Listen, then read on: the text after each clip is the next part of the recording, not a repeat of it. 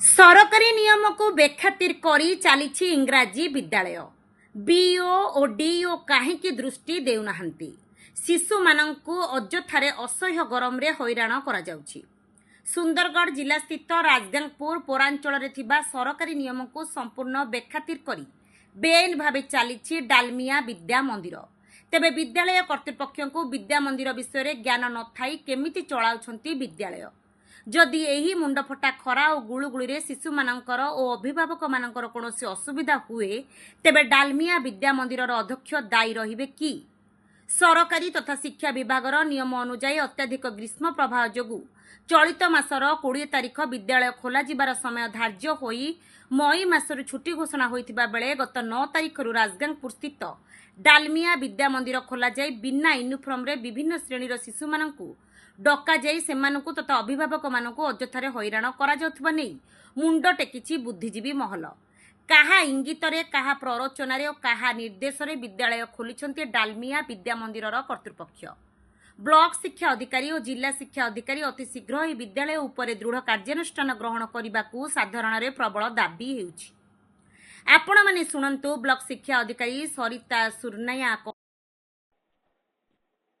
Hello. हाँ madam नमस्कार।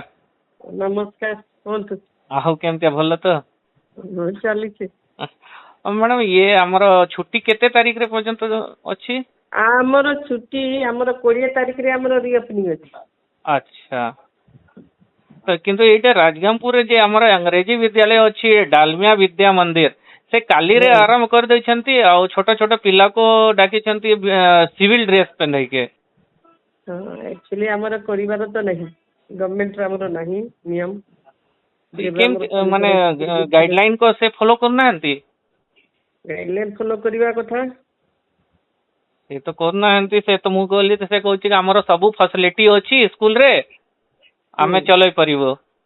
हम लाइन बढ़िया अछि हमर निजे ओसीएल रे लाइन अछि फिर हमर एसी अछि पंखा अछि किंतु लेकिन छुआ पिला छोटे छोटे माने कोनी पिला सब को तो खरा रे नै के जाउ छंती पेरेंट्स आनी छंती।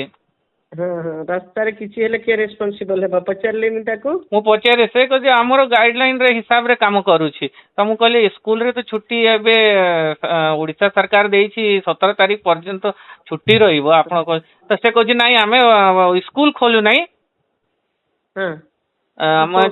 हमें एमतिया चलाउछि खाली डाकी के छुआ पिला को ये देउछि खाली टीचिंग देउछि कोचिंग चलाउछि एमतिया कह के भुलाई देले मते।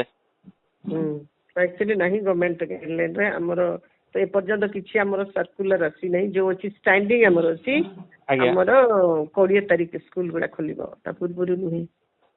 ठीक अछि ताले पे मु न्यूज रे पकई दउछि मैडम कि ए एमता कहउछन कोन करि ता संगे कथा लागले तो से कोन हां से तो पूरा से मते कहउछि आपण कहउछि मु कहली मु केमते कहबी काली रे बंद कर देबी काई स्कूल से मते पचारि छी मु कहली मु काई जे कहमी मु को एके अछि मु मैनेजमेंट अछि आपण को एटा आपण आगु भाबी दरकार आपण ठिया अछंती बोले फोटो वीडियो सब नै छी मु तो छुआ पिला बाहर होउछि गेट पाखरे ठिया हेई के छाडु छंती आपण मु कहले तांको तो बाइट देवा पई राजी नथिले तो टिके से कहले तो मु कहली जहा अछि सेहा आपण कहि दियंतु बाइट रे मु पढे परिबी कि कोन जहा भी अछि किंतु हमर नाही गवर्नमेंट रूल नाही बस हम ठीक अछि मैडम। जिला अधिकारी अमूल्य प्रधान को ए बाबद रे बारंबार फोन रे जोगाजोग करिबारु से फोन रिसीव करि नथिले। बाइट रे कोन कहउछंती देखंतु डालमिया विद्या मंदिर रो अध्यक्ष जयदेव कर देखिबाकू बाकी रहिला राज्य शिक्षा विभाग की पदक्षेप नेउछि।